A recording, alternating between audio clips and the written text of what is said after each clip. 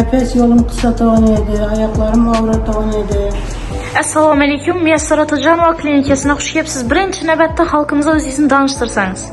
Ben Deruni rayonunun Maktumquli kolxoz ofisinden geldim. Bibi Hacermen.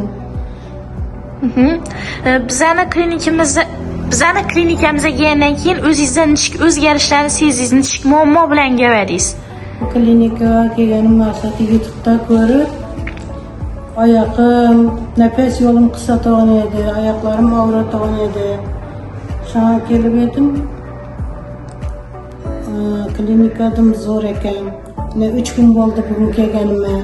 Ayaklarımın neyse parmaklarım, can ve kırık parmaklarım yine kıymında vardı. Hasarla geldim gelgen vaktinde. Hazır hasasız yürümem, mine hasam. Hasanı koydum, hasasız yürümem indi. Xudağa şükür. Kan hasasız yürüp bir görsətib bəring xalqımız işanışı üçün. Maşallah, maşallah. Təbii yolla bilen davaladılan nişik oldu, davalaşı rəyalları, həmşirələrin nişik eken, doktorların nişik eken, şular hakkından bir... Tabii yol, hakikat tabii yol bilen tavalıktan eken. Fazılcan degen bir nemiz var, Bukhara'dan kegen.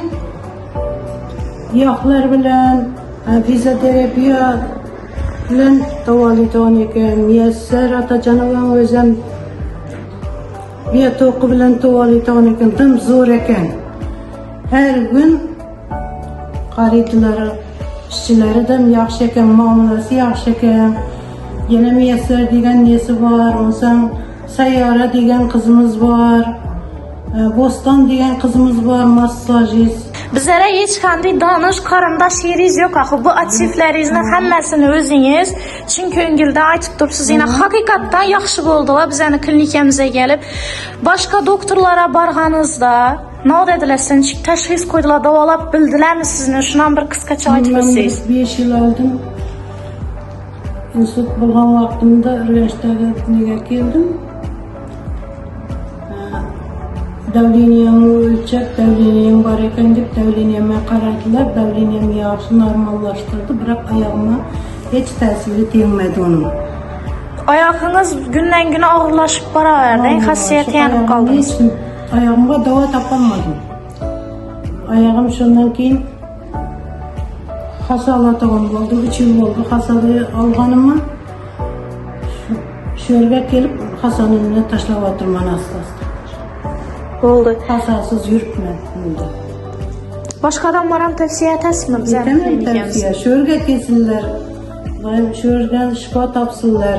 Kesin. Hakiki ve gıyah bilen buna tokları var eken. Hemme nesi var eken. Ravajlangan yaxşı klinika eken.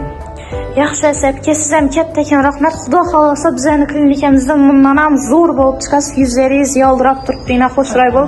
20 yaşar kızlara oxşab durubsuz. Boldu, rəhmət kətdə sizə aktivləriniz üçün. Yaxşı.